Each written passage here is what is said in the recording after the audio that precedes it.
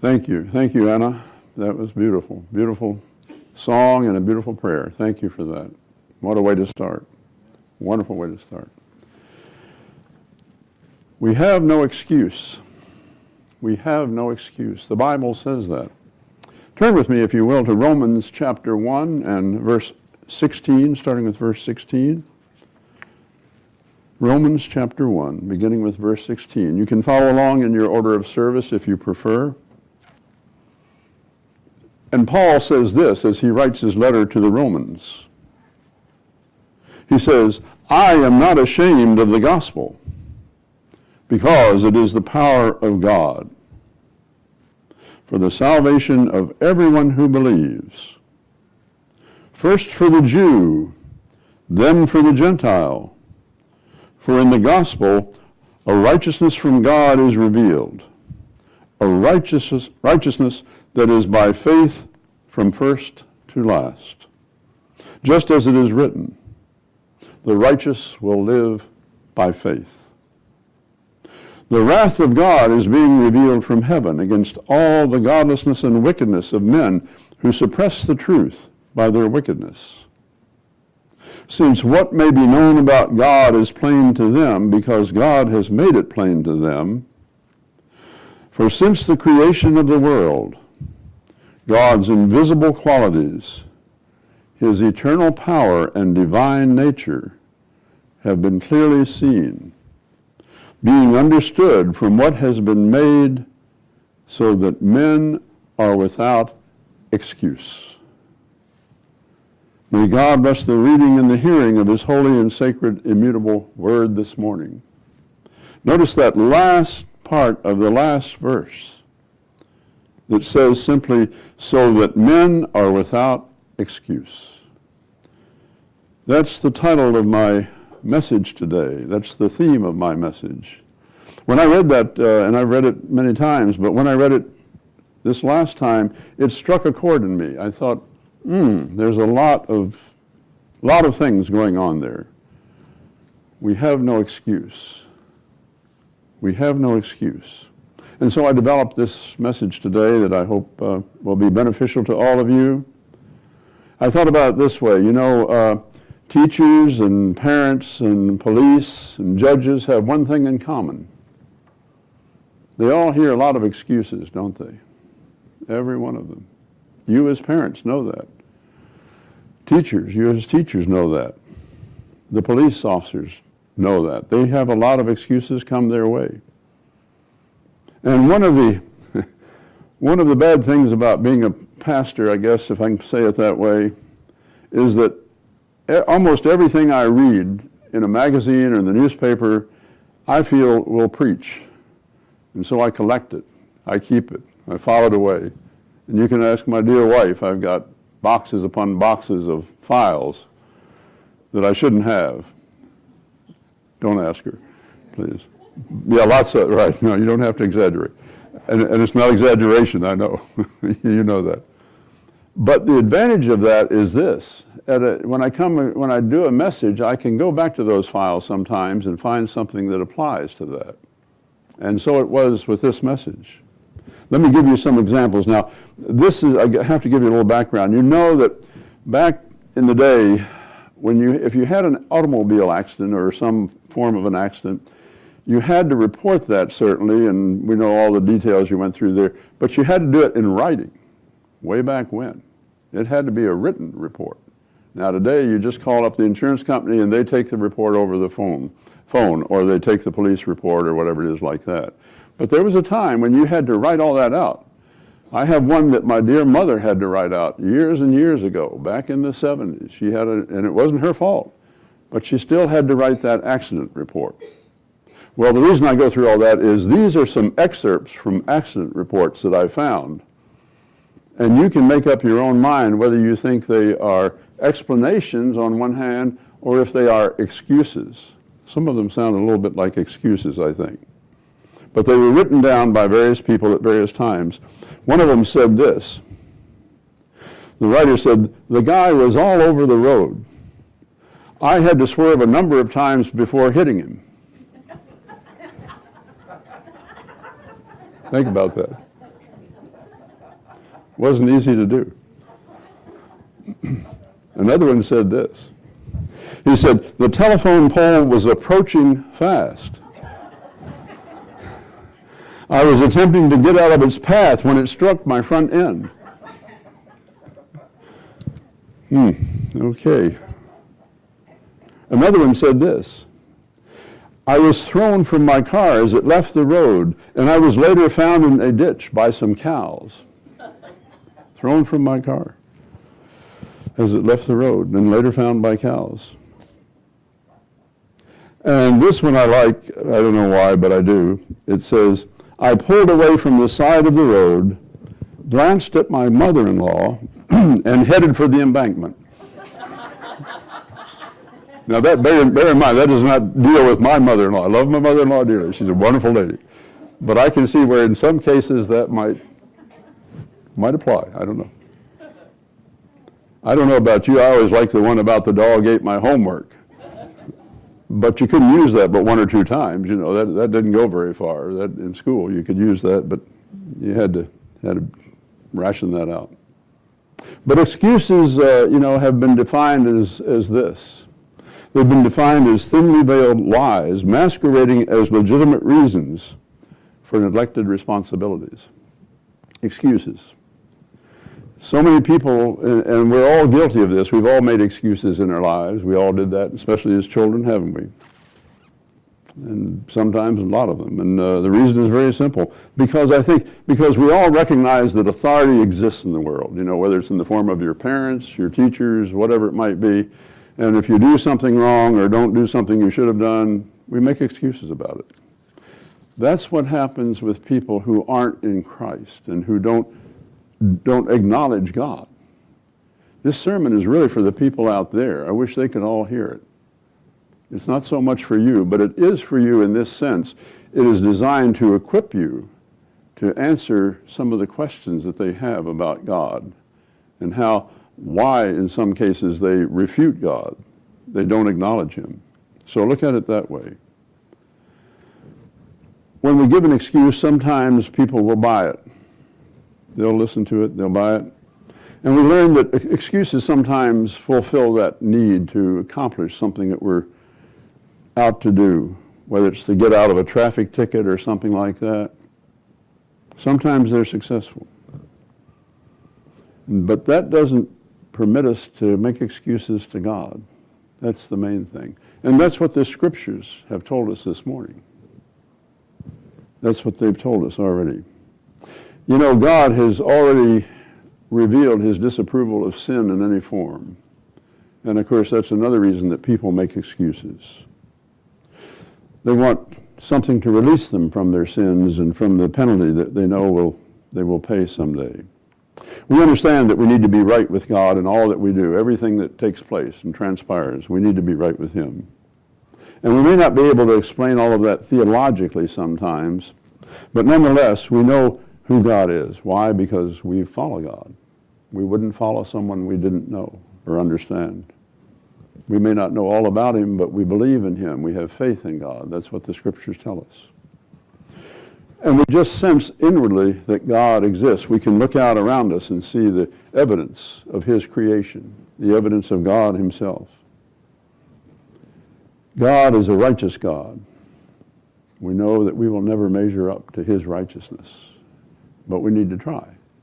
He asks us to do that all through the scriptures. But here's the important point of today. The Lord does not accept excuses.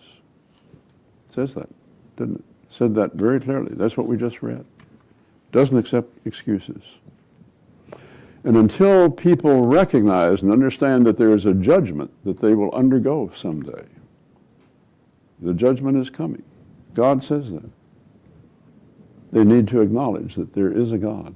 They need to get familiar with Him and follow Him and understand Him.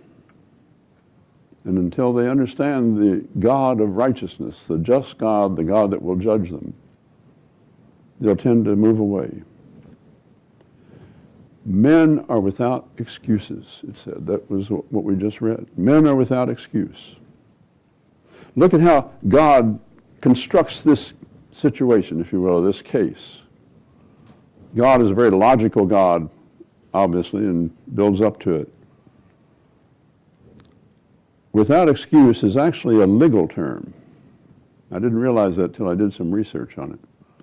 But it comes from the Greek word apologia. Apologia, that's spelled A-P-O-L-O-G-I-A. That's the way the Greeks spelled apologia.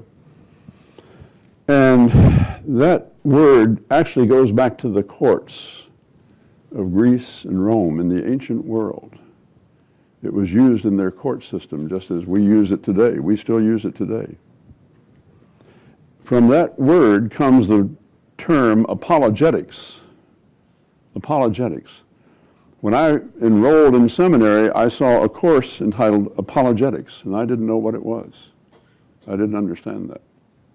But apologetics, in that sense, refers to being able to state a case or a situation or anything that you want to state, a subject, and to be able to speak on that clearly and to comprehend it and to explain it and to get it across to someone. That's, of course, what we're required to do as pastors. But you see, in the courtroom, it has a different meaning. In the courtroom, it says, without legal defense. Without excuse, without legal defense. So in other words, there are no grounds that the defendant can use, that the person can use that's being tried, against whatever he's accused of. Why? Because the judge can see right through it. We know who the judge is, don't we? Think about this. Think about an ordinary classroom, a courtroom, and the accused is sitting there, wherever it might be in the courtroom, standing accused of whatever the crime or situation is. And he hears the accusations that are brought against him or her. And he realizes as the case goes on that the judge has perfect knowledge of everything that transpired. God is the perfect judge. And he understands perfectly everything that has transpired in our lives and what we've done and how we've done it. And he's invited to give his defense. Courtrooms always do that. Judges always do that. Tell me what your reasoning is, or what happened here, or why you did what you did. And maybe the person tries to explain it. But he knows he can't make excuses. There is no excuse. God knows his every fiber, every ounce of his being. No excuse. That's a sobering reality, isn't it? It's a reality that I'm sad that the people out there don't understand. We do. We will not stand before men to be judged in the final day. We will stand before God. And God will say, there is no excuse. He said it already, right here in Romans. He knows our every thought, every attitude, every reason that we could come up with, every breach of his commands, every action that we've taken, every word that we've uttered, every deed, every neglected opportunity that we had. God knows every one of those. So we stand before him. It also, I think, paints everyone into a corner when you say that men have no excuse. That means there's no running room. It's like football, like you'll see football this afternoon if you watch the playoff games. Sometimes they get cornered, and there's no running room. There's nowhere to go. Why? You've got these big defensive tackles and all the other guys coming at them. They're cornered. That's kind of the situation it is. Someone might say, well, I don't think it's fair. I didn't understand everything, or I didn't believe in God because I couldn't see him. I never saw any pictures of him, or never had any evidence of him. But God has made it clearly evident who he is. All we have to do is look out the window, look at the world around us, live in the world around us. You see, if there were no God, we wouldn't have to worry about that. But there is a God. And therefore, we have to acknowledge him and be beholden to him. The fact is that we all know that God exists. And that those out there who don't acknowledge him know that also. And if they don't, they're blind. They're not looking at the world around them.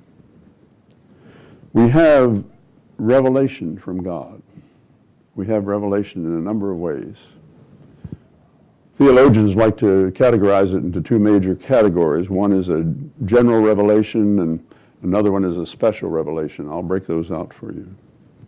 General revelation simply says this, that God discloses himself through nature, through everything he has created.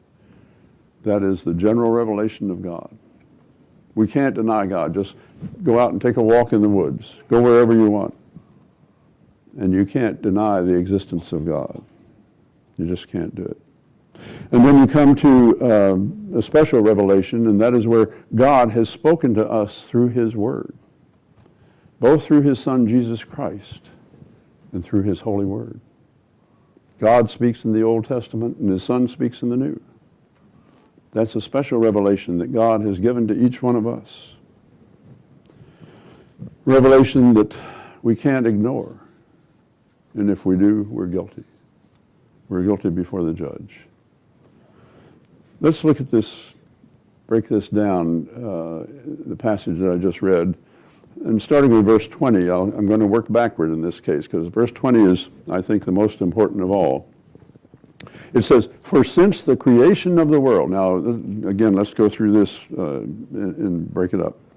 For since the creation of the world, since God created the world, in other words, God's invisible qualities, God is saying, I'm invisible. I know I'm invisible. You can't see me. His eternal power and divine nature, I'm going to talk a little bit more about that in a minute, have been clearly seen. His eternal power and divine nature have been clearly seen, being understood from what has been made. In other words, what he created. What has been made by him. So that men are without excuse. That's the crux of all of this. The invisible, you see, can be seen in this case. We say, well, you can't see something invisible. Look out there. You can see what's out there.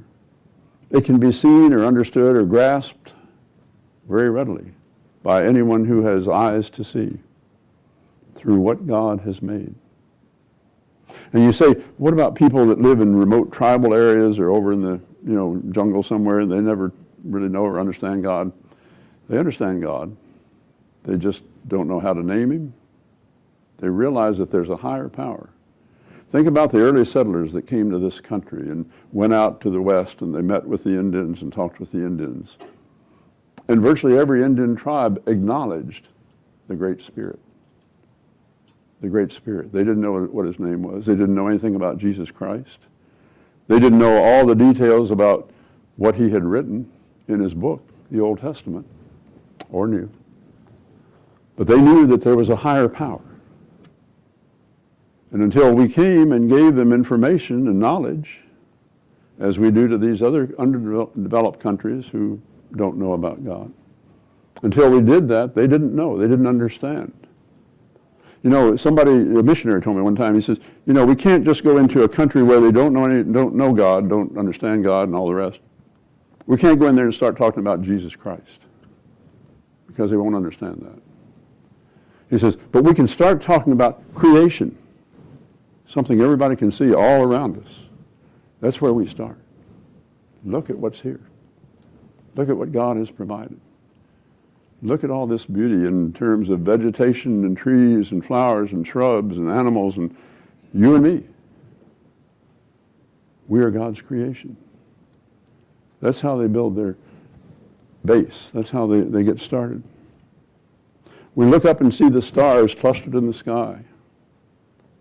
And we say, only God could do that. Nobody else. We don't understand all of that. The sun, the moon, God hung those. We couldn't do that. No person could ever do a thing like that. And you realize that we are so tiny, so small in this huge universe, cosmos that we have. Only God could do that. He's out there. Acknowledge him. Or when you think about maybe a sunrise over some lofty mountain crag or peak, with snow on it, some beautiful scene like that.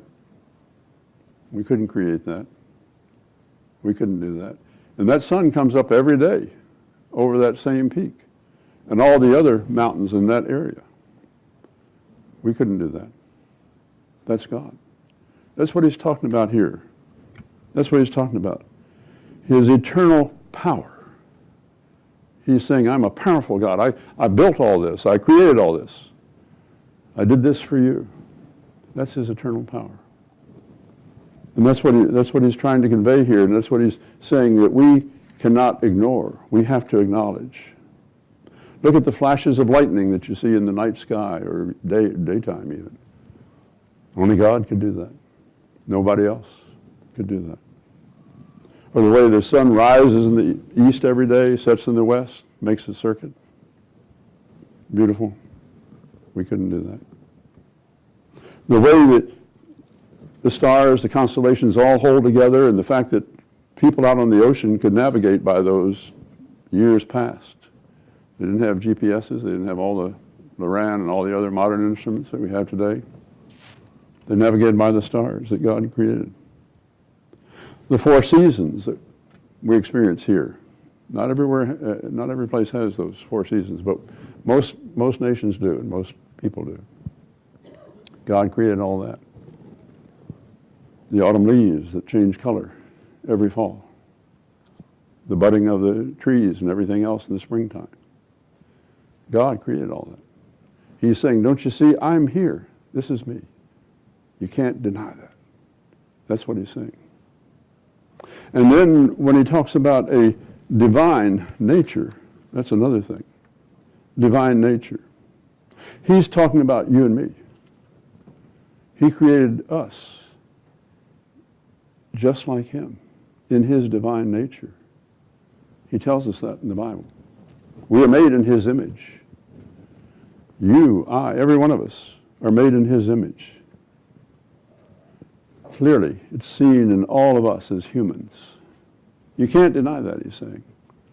You can look around in the forest, you can see me out there, you can see the mountains and the ocean and all the other things, and you can look at yourselves, and you'll see me both places. No excuse. That's where I am. I am God. I created all of this. That's his argument. You know, people have different perceptions, and some look at that and they see it, some of them don't. Because they don't want to see it. They don't want to acknowledge God. They don't want to realize that. But in the end, they will acknowledge that. Every knee shall bow, every tongue confess that Jesus Christ is Lord. That's what's going to happen.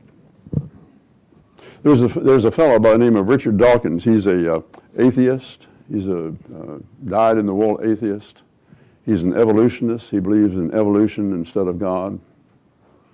And because he's an atheist, he gets a lot of correspondence. He's a well-known individual. Gets a lot of correspondence from other atheists. And he got this letter one time, and I found it very interesting. He got this letter from another atheist, who was a scientist, by the way.